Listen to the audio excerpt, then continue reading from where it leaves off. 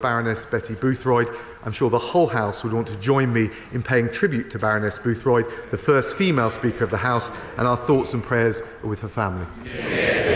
I'm sure the whole House does join in sending our thoughts and prayers about Baroness Boothroyd, whom we all held in very high esteem. Sir Bill Wiggin. Thank you, Madam Deputy Speaker. Phosphates leaching into the River Wye could be stopped by proven phosphate stripping technology attached to anaerobic digesters. But Herefordshire Council's bypass-hating Green and Independent group won't support or engage despite a moratorium on house building. What can he do to save our river and remove the council from such a vital, strategic and environmental responsibility? Deputy Prime Minister. Thank you, Madam Deputy Speaker. The River Wye obviously is of huge importance to nature. We're taking action to tackle pollution and raise farming standards. He'll know about the Environment Agency's farm inspection capacity and catchment-sensitive farming advice programme, and I defer to his technical knowledge in this area. I'm sure he'll want to make submissions to the local authority. Deputy Leader of the Opposition, Angela Rayner. Madam Deputy Speaker, and welcome back into the chair. And can I share the Deputy Prime Minister's words on our Baroness and our thoughts with her family today? And I'm sure the whole House will join me also in paying tribute to Paul O'Grady after his sad death was announced today. He was a national treasure and a true Northern star, and he will be greatly missed. Madam Deputy Speaker, this week the government announced their so-called anti-social behaviour policy. It's only taken 13 years. And look, I'll give him some credit. The Deputy Prime Minister knows firsthand the misery caused by thugs and their intimidating behaviour, lurking with menace, exploding in fits of rage, creating a culture of fear, and maybe even, I don't know, throwing things. So can I ask him, under his new anti-social behaviour, does he think more bullies will be brought to justice? Madam Deputy Speaker, I can reassure the House I've never called anyone scum.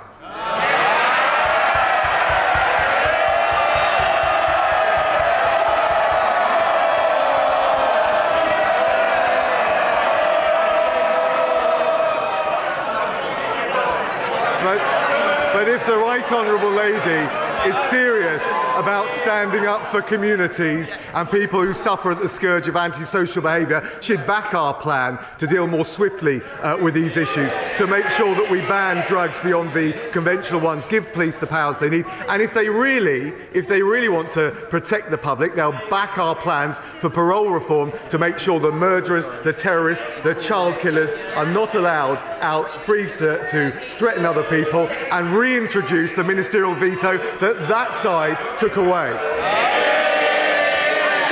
Madam Deputy Speaker, I'd like to see the ministerial code being introduced and adhered to on that side of the House, because it's not just his department where antisocial behaviour is running out of control. It's happening across the country.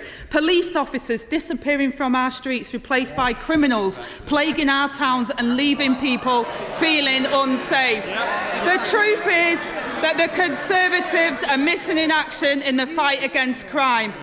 So can he tell his constituents and the public why, after 13 years of his party in government, there are now 6,000 fewer neighbourhood police officers on Britain's streets? Madam Deputy Speaker, she really does have a brass neck, because they voted against our funding of police recruitment and the 20,000 extra police officers. But what I will tell her and the whole House is crime is lower than it was under the last Labour government. Violent crime is halved. Reoffending is 7 percentage points lower. And if she really wants to stand up for the public and the victims of crime, they should back our bill to protect victims and protect the most vulnerable from serious killers, rapists and terrorists. Deputy Speaker, no one believes that there's more police on the streets and no one feels safer. Neighbourhood policing has gone down and not up. Let's talk about crime. He knows as well as I do that neighbourhood police can help prevent antisocial behaviour and knife crime, but trusted local police are also crucial to protecting women. Women feel unsafe on Britain's streets, always looking over our shoulder as we hurry to our front door. So can he tell me, under his watch as Justice Secretary, what is the charge rate for rape? Can I address all of those elements of that? And first of all say that the issue of rape and serious sexual violence against women is one of our top priorities. She asked what we're doing about it. Since 2019, police referrals of cases are doubled. CPS charges have doubled. She asked on my watch what has happened. The volume of convictions in rape cases increased by 2/3. And if she really wants to protect vulnerable women, whether it's rapists or from rapists or other serious crimes, they will back our parole reforms, which will mean ministers able to prevent them being released onto the public and cause more threats. Rayner. He says that rape conviction has gone up. What he really means is that 300 women will be raped today, while he boasts about an increase of 0.5%. He hasn't answered my question, Madam Deputy Speaker, because he's too ashamed of the answer. 1.6% of rapists face being charged for their crime. 1.6%. Let that sink in. A woman goes through the worst experience of her life. She summons up the courage to relive that horrendous experience, to tell the police in detail about her assault. But she only has a 1.6% chance of action being taken. Over 98% of rapists will never see the inside of a courtroom, let alone a prison. And the rest of those brave women, Madam Deputy Speaker, they keep looking over their shoulders and hope the perpetrator doesn't choose tonight to take their revenge for reporting the incident to the police. In the last 13 years of the Tory government, more than 500,000 cases of rape have been recorded by the police. But the charge rate for those attacks have collapsed. He has served under 5 Tory Prime Ministers and had 3 years as Justice Minister. And on his watch, rapists are left to roam the streets. So will he apologise to those victims who will never get justice because of his failures? Now, first of all, say to the Right Honourable Lady, the conviction rate measured by the CPS, the leader of the Labour Party used to be in charge of the CPS, he might want to point this out. Well, actually, the conviction rate has gone up. It is now at 69%. We are doing much more to support the victims of rape when they come forward. Well, they're talking a good game. In fact, we have quadrupled funding for victims since 2010. And if she looks at the latest data, the time it's taken from charge to completion of a rape case has come down by 10 weeks or 70% in the last 3 months alone. She should get her facts straight, particularly when talking about such a sensitive issue. Rayner. Madam Deputy Speaker, he won't apologise for the government's failures on charge rates, and 69% of 1.6%. Is that really something to boast about? Let me ask him about an issue which is directly his responsibility. On his watch, rape survivors are waiting on average more than 3 years for their cases to come to court. The Honourable Member talked about 10-week reduction. 3 years, Deputy Leader. 3 years. So 10 weeks is not anything to boast about. Those 3 years from the day of the assault to the final day of court. Is it any wonder that from April till September last year, 175 trials for rape and other serious sexual offences have had to be dropped because the victim could no longer cope with the delay? So let me ask him, when will he apologise to all those women denied justice because of his failure to sort the court backlog? Well, she ignores the impact on the court backlog of the pandemic or indeed the CBA strike. But let me tell her what we're doing. We've quadrupled funding for victims since 2010, quadrupled the funding provided by the last Labour government.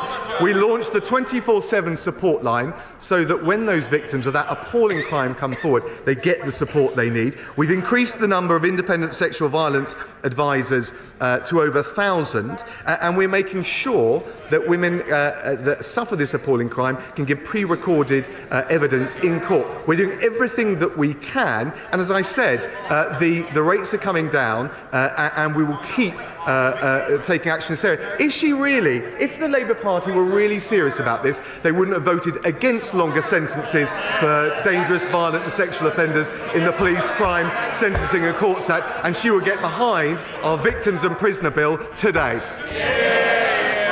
Rayner. Madam Deputy Speaker, not a word of apology, no sense of responsibility, and not even a shred of shame. The reality is, while people in Britain feel more and more unsafe, he seems to spend all of his time trying to save his own job and none of his time on his actual job. And it's not just me that thinks so. The Prime Minister clearly doesn't trust him to deal with antisocial behaviour because he's given that job to the Levelling Up Secretary. The way things are going, and reports are to be believed, this might be your last PMQs. So let's look at the highlights. A criminal justice on its knees, the largest court backlog on record, rape victims waiting for justice, and through it all he managed to rack up 24 formal complaints from his own civil servants. So can he say today, will he walk before he's pushed? Madam Deputy Speaker, one thing never changes. She always comes with the usual bluster and political opportunism. Let me tell the Right Honourable Lady what we've been doing, what I've been doing this week. We've delivered new legislation to support the victims of crime, including rape, and to protect the public. We've delivered a plan to stamp out antisocial behaviour, and we've supported families with their energy bills. What's she done? What have the Labour front bench done? They tried to block our small boats bill, and that's the difference between them and us. We deliver for Britain. She likes to play her political games.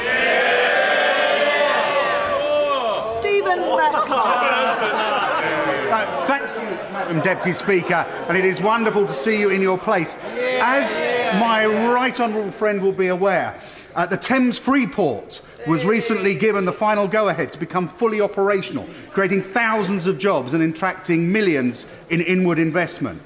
Will my right honourable friend join me in congratulating the team behind the bid and encourage businesses and investors from across the South East, indeed across the world, to take a closer look at the fantastic opportunities that exist in Thurrock, and will he work with local education providers to ensure my constituents have the skills needed to take up these fantastic opportunities? Well, can I thank my honourable friend? I certainly do support and pay tribute to all of those who have made the new Thames Freeport possible, with its potential to deliver over 12,000 new jobs. I look forward to seeing the local community and the wider communities benefit from the tax benefits, the customs zones, and we'll see how these plans progress. And again, I think it's good news to see the communities in Basildon and Thurrock taking full advantage of the Brexit opportunities. Deputy Leader of the SNP, Murray Black. Thank you, Madam Deputy Speaker, and I also wish to send my warm regards to the family of Paul O'Grady, the legendary drag queen, for all he's done for my community. I also want to congratulate Humza Yousaf as he becomes First Minister of Scotland, as the first Scots, Asian and Muslim to hold such an office. I'm sure the whole House will send his warm regards. Now, in recent days, video footage has emerged of the former Chancellor and the former chair of the 1922 committee offering their services for £60,000 on top of their MP's salary. The former Health Secretary offered his wisdom for £10,000 a day. Going once. Can I ask the Deputy Prime Minister, when he is inevitably booted out of office, what will his going rate be? Well, can I welcome her to the chamber? The system of declarations is there to ensure transparency and accountability, and of course the Conservatives backed tightening up those rules to make sure that there couldn't be any lobbying. But can I also join with, except to take her up on her tribute to the new First Minister of Scotland. The Prime Minister spoke to him last night. We welcome him to his place, and of course the government want to work constructively with him in the best interest of the people of Scotland. Murray Black. During a cost of living crisis, as his colleagues eye up barrels of cash from fake companies, it's the people across these aisles that are being led by donkeys, and they're sitting on those. Now, the former Health Secretary also said that he would impart his wisdom for £1,500 an hour. Most nurses earn little above £15 an hour. Who does the Deputy Prime Minister think's best value for money and for the public? Well, I'm delighted that the majority of the health unions have accepted the pay settlement. We think that that's absolutely right. And she raises the issue, and of course we've worked with on a cross-party basis to curb the limits on second earnings. I noticed the benches on this side are curiously quiet. Is that because there's 10 shadow cabinet members on their benches who are taking earnings? In particular, the shadow foreign secretary looks like he certainly doesn't want to be under the limelight. He's got earned second earnings from 40 different sources. I don't think they can talk about it. And as far as the Honourable Lady is concerned, we've done everything we can to make sure there's transparency and accountability. Jack Burton. Thank you, Madam Deputy Speaker. It's very good to see you back in this place. Stoke-on-Trent has been announced as one of the Levelling Up partnerships, and this is on top of the investment we've already received through programmes like the Levelling Up Fund. And this has been delivered thanks to Conservatives working together in government and on the City Council, led by the formidable councillor Abby Brown. So would my right honourable friend agree with me, if people want to continue to see the levelling up of opportunities in Stoke-on-Trent, they should vote Conservative in the local elections in May? Well, my honourable friend is absolutely right, and after years of neglect under Labour, it's now the Conservatives, in no small part thanks to my honourable friend, who have been levelling up in Stoke-on-Trent. £11 million from the Shared Prosperity Fund, £12 million from the Levelling Up Fund, £4 million from the Regional Growth Fund, and that's supporting over 500 jobs and £28 million of private investment. That's the difference for the people of Stoke under a Conservative government. Sir Geoffrey Donaldson. Thank you, Madam Deputy Speaker. Yesterday, the Secretary of State told us that the Security Service, MI5, have increased the terrorism threat level in Northern Ireland to severe. Responsibility for dealing with terrorism and national security rests with the Government of the United Kingdom, including in Northern Ireland. Will the Deputy Prime Minister assure me and the people of Northern Ireland that the Government will provide the Police Service of Northern Ireland and the Security Service with the resources that they need to counter this serious terrorist threat? Deputy Prime Minister. Can I thank the honourable gentleman? He's absolutely right. Of course the threat level is kept under constant review. We take into account a range of factors. He'll be very familiar with those. It's disappointing that the threat level has gone up, but I think it is worth also saying that it has been in significant decline in terms of the number of Northern Ireland-related terrorist attacks and attempted attacks since the peak of the violence in 2009-2010. Nonetheless, of course, we will make sure all the resources available to the PSNI and the public are reminded to remain vigilant and report any suspicious behaviour or activity. James Grundy. Thank you, Madam Deputy Speaker. In my recent local survey as to whether Lee should break away from Wigan Council, I am very pleased to say that so far the survey shows 90% in favour of independence, with only 3% opposed. Please, before you call for a second referendum, let me finish the question. Does my right honourable friend agree that in the 50th year of our campaign for our town's independence, that this is the year to get Lexit done. My honourable friend campaigns with typical gusto. I think he knows that changing the boundaries at local authority level is subject to an independent process, but I will ensure he gets a meeting with the Minister for Local Government so he can further discuss the aspirations for Lake. Cat Smith. Thank you, Madam Speaker. Despite Royal Mail posting record profits, management are threatening to put it into administration. Can I ask what conversations government is having with Royal Mail and what it's doing to protect the Universal Postal Service? Deputy Prime Minister. It's an incredibly difficult time. Can I thank her for a question? Obviously, the pandemic has had a particular impact, but we're working very closely to make sure we can continue the service, and I'll make sure she gets a meeting with the relevant minister to discuss her concerns further. Mark Eastwood. Thank you, Madam Deputy Speaker. On behalf of the people of Dewsbury, I would also like to pay tribute to Dewsbury's greatest daughter, Betty Boothroyd. She was sorely missed. This week I visited Ravenhall School in Dewsbury and Hollybank School in Mirfield. Both do amazing work teaching children with special educational needs and disabilities. However, there is disparity in SEND standards in mainstream schools within my constituency.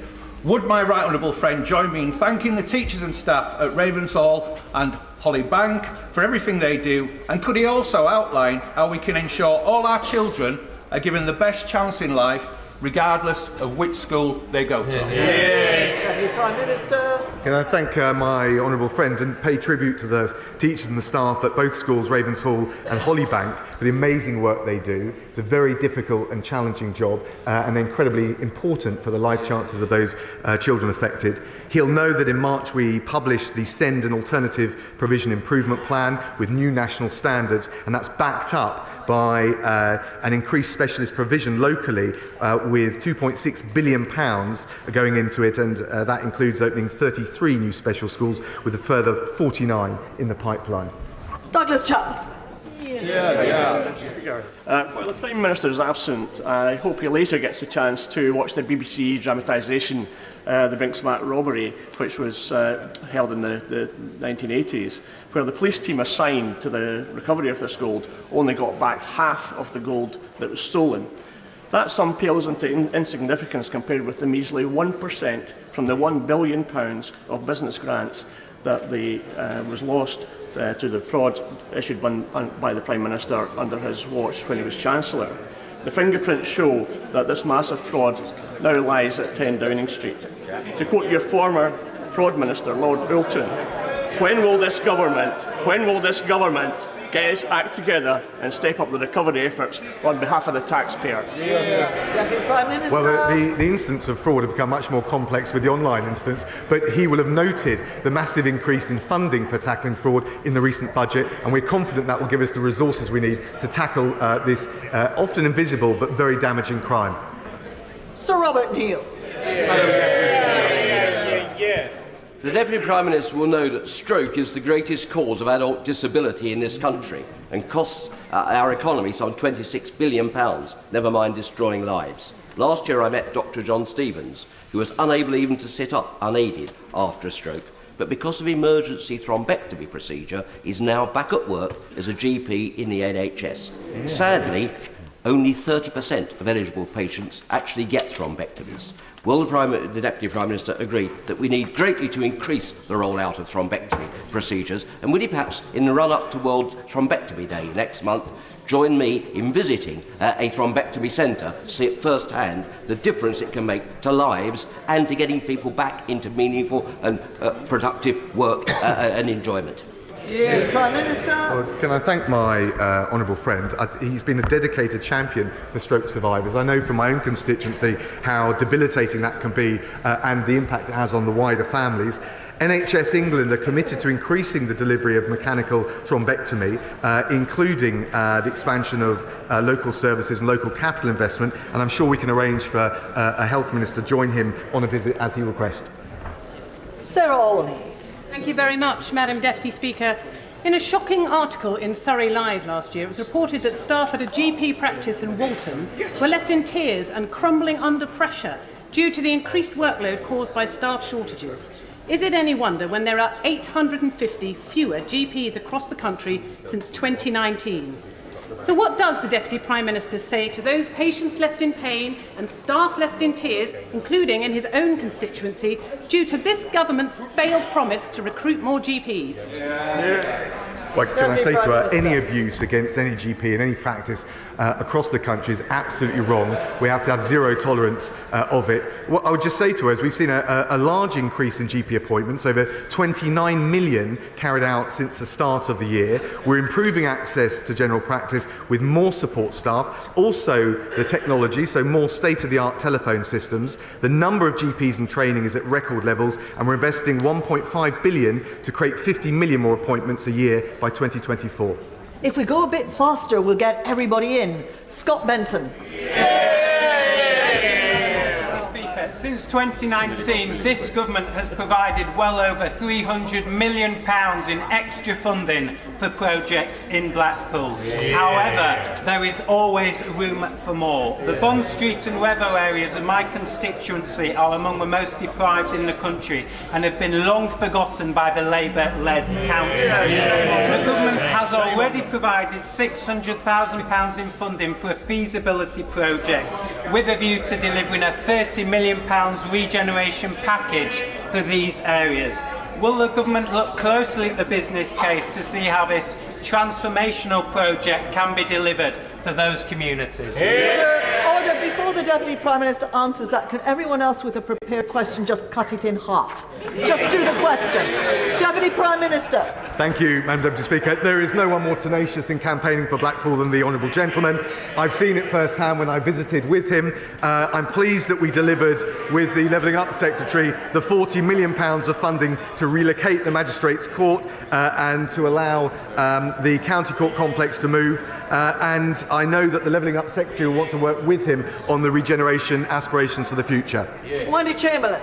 Thank you, Madam Deputy Speaker. A little girl in my constituency, only 9 years old, developed a bacterial infection just before Christmas, but thereafter very distressing symptoms occurred.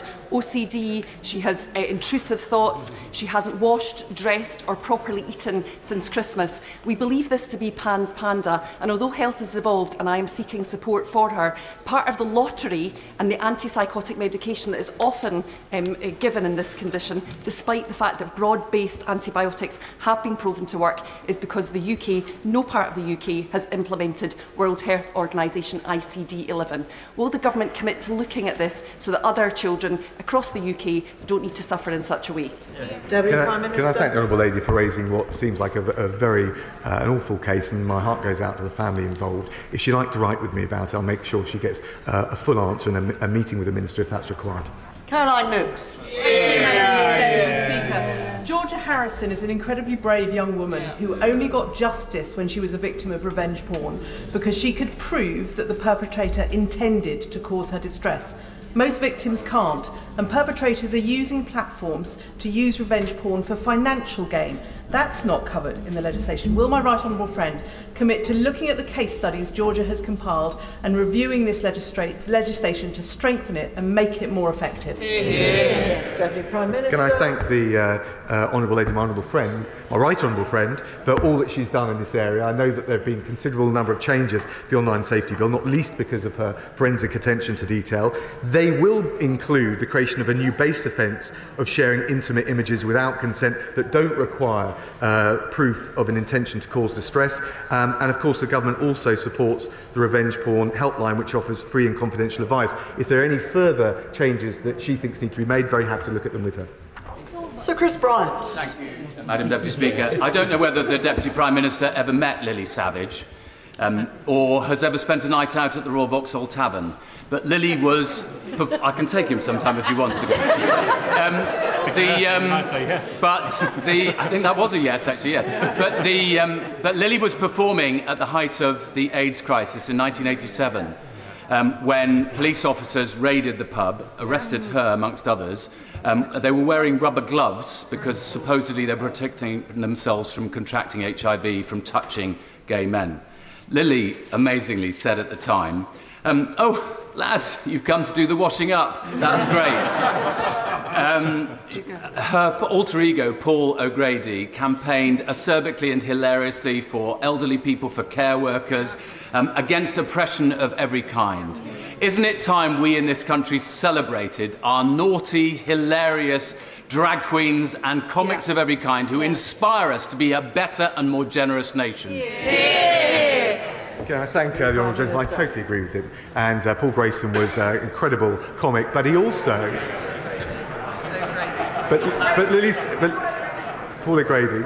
But in terms of Lily Savage also, I think some of that comedy broke glass ceilings and broke boundaries in a way that certainly politicians would struggle to do. So I agree with that. I also think it shows how we need greater, more rambunctious free speech, and we need to avoid the wokery and the limitations on comedy, which I'm afraid both of them would have had no time for.